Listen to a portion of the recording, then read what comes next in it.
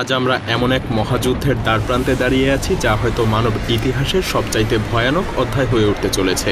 মানবজাতি আজ সেই আগ্নেয়গিরির কিনারে দাঁড়িয়ে আছে যা ফুঁসে ওঠার অপেক্ষায়। একদিকে ইরান, যা মধ্যপ্রাচ্যের একমাত্র সত্যিকারের সামরিক দানব, এবং অন্যদিকে ইসরায়েল, টেকনোলজির চূড়ায় থাকা এক অত্যাধুনিক সামরিক শক্তি।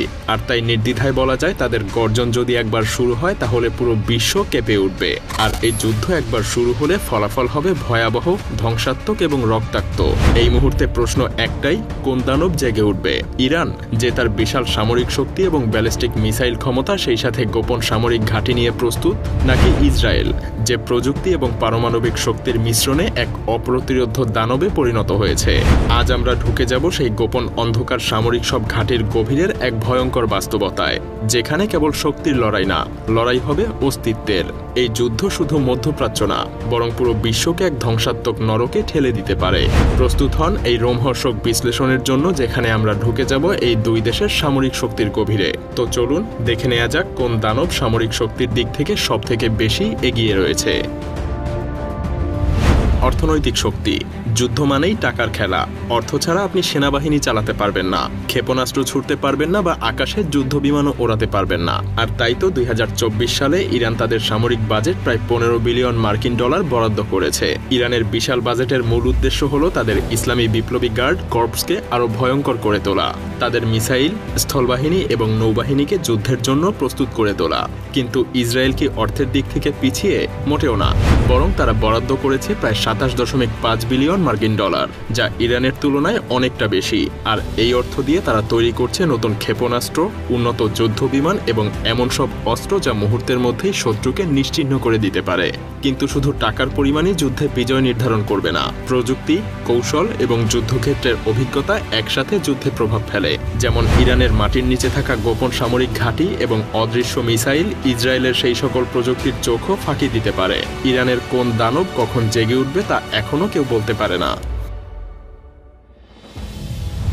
সেনাবাহিনী। ইরানের সবচাইতে বড় শক্তি কি জানেন? তাদের বিশাল সেনাবাহিনী। তাদের আছে 6,10,000 অ্যাক্টিভ মিলিটারি পারসন। এর মধ্যে 3,50,000 সেনা নিয়মিত বাহিনীতে আর 1,90,000 সেনা সদস্য IRGC-তে নিয়োজিত, যারা সবসময় প্রস্তুত যে কোনো বিপর্যয়ের জন্য। কিন্তু এখানেই শেষ না। ইরানের 3,50,000 জন রিজার্ভ সেনা রয়েছে, যারা যে কোনো মুহূর্তে যুদ্ধক্ষেত্রে নামতে প্রস্তুত।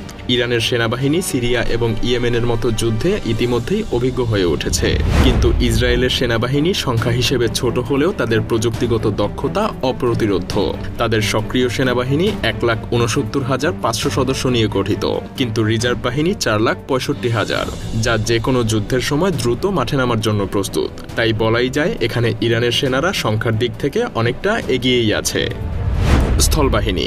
ইরানের স্থলবাহিনী হলো এক প্রাচীন দৈত্যের মতো, ভয়ঙ্কর এবং সংখ্যায় বিপুল। তাদের হাতে আছে 10,000 যুদ্ধ ট্যাঙ্ক, T-72 এবং কারার ট্যাঙ্কগুলো গর্জনকারী আগ্নেয়গিরির মতো যুদ্ধক্ষেত্রে ধ্বংস ছড়াতে পারে।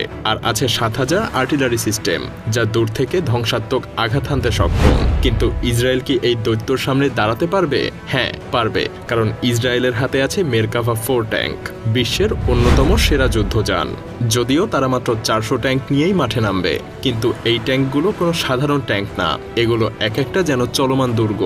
প্রতিটা মেরকাভা 4 ট্যাঙ্ক একই সাথে আক্রমণ এবং নিজেকে প্রতিরক্ষা দুইটাই করতে পারে।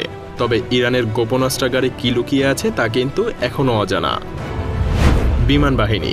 এটা নিঃসন্দেহে মানতে হবে, আকাশে ইসরায়েল এক অপ্রতিরোধ্য দানব। কিন্তু ইসরায়েলের 345টা আধুনিক যুদ্ধ বিমানের মধ্যে F-35, F-16 এবং F-15 রয়েছে, যা বিশ্বসেরা যুদ্ধ বিমান হিসেবে পরিচিত।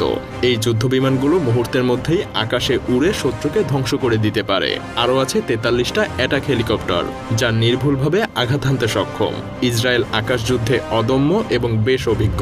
তাহলে ইরান কিভাবে এর মোকাবেলা করবে? কারণ ইরানের হাতে আছে 312টা যুদ্ধ বিমান এবং মাত্র 5টা অ্যাটাক হেলিকপ্টার। সেই সাথে ইরানের বিমান বাহিনী কিছুটা পুরনো দিনের প্রযুক্তি ব্যবহার করে, কারণ পশ্চিমাদের নিষেধাজ্ঞার কারণে তারা এখনো প্রযুক্তি আপগ্রেড করতে পারে না। কিন্তু ইরানের গোপন কৌশল এবং বিশ্বের অজানা মিসাইল ক্ষমতা ইসরায়েলের এই আধুনিক বাহিনীর জন্য হুমকি হতে পারে।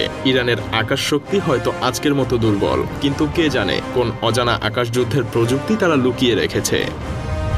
নৌবাহিনী। ইরান ইসরায়েলের চেয়ে আকাশ শক্তিতে পিছিয়ে থাকলেও নৌবাহিনী শক্তিতে কিন্তু বেশ এগিয়ে, কারণ ইরানের নৌবাহিনী সমুদ্রের সিংহের মতো।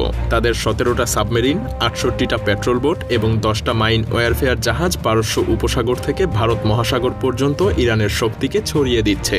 তারা প্রায়ই সমুদ্রপথে ভয়ঙ্কর আক্রমণ এবং তেলের ট্যাঙ্কার আটকানোর মাধ্যমে বৈশ্বিক অর্থনীতির উপরে প্রভাব ফেলে। তাদের সাবমেরিনগুলো সমুদ্রের গভীর থেকে শত্রুদের প্রতি এক অদৃশ্য আতঙ্ক ছড়ায়। তবে ইসরায়েলের নৌবাহিনী কম শক্তিশালী হলেও তাদের কার্যক্ষমতা এবং গোপন অপারেশন অত্যন্ত ভয়ঙ্কর। 5টা অত্যাধুনিক সাবমেরিন এবং 49টা পেট্রোল বোটের সাহায্যে তারা সমুদ্র চষে বেড়ায়। কিন্তু ইরানের সমুদ্রের নিচে লুকিয়ে থাকা গোপন শক্তি কতটা বিধ্বংসী হতে পারে সেটা কিন্তু কেউ জানে না।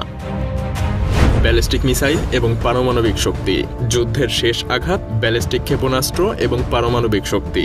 এখানে ইরানের হাতে আছে সেজিল এবং খোরামশাহ মিসাইল, যা 2000 কিলোমিটার দূর থেকেও আঘাত হানতে সক্ষম। এছাড়াও ইরান সম্প্রতি ফাতাহ হাইপারসনিক মিসাইল তৈরি করেছে, যা বিশ্বের যে কোনো জায়গায় দ্রুত গতিতে আঘাত হানতে পারে। কিন্তু পারমাণবিক শক্তি কি ইরানের আছে? এর উত্তর দেয়া কঠিন, কারণ অনেকেই মনে করছেন ইরানের কাছে পারমাণবিক অস্ত্র থাকতে পারে, কিন্তু সেটা এখনো অজানা। আসলে এই আতঙ্কের কারণেই তো আমেরিকা এখন পর্যন্ত ইরানের সরাসরি হামলা চালায়নি। কে জানে, ইরান হয়তো পারমাণবিক অস্ত্র তৈরি করে ফেলেছে, কিন্তু সেটা কেউ নিশ্চিত না। আর ইসরায়েলের হাতে আছে জেরিকো 3 ক্ষেপণাস্ত্র, যা প্রায় 6500 কিলোমিটার দূরত্বেও আঘাত হানতে সক্ষম। আর হ্যাঁ, তারা প্রায় 90টা পারমাণবিক ওয়ারহেড নিয়ে দাঁড়িয়ে আছে।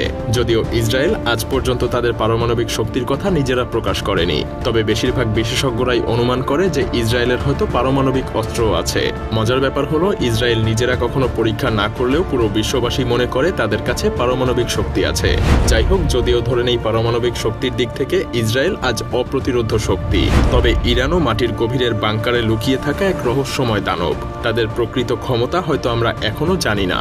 ইরানের ভেতরে এমন কিছু লুকিয়ে থাকতে পারে যা ইসরায়েলের চাইতেও হয়তো কয়েক গুণ বেশি ভয়ঙ্কর হতে পারে। সেটা পারমাণবিক অস্ত্র।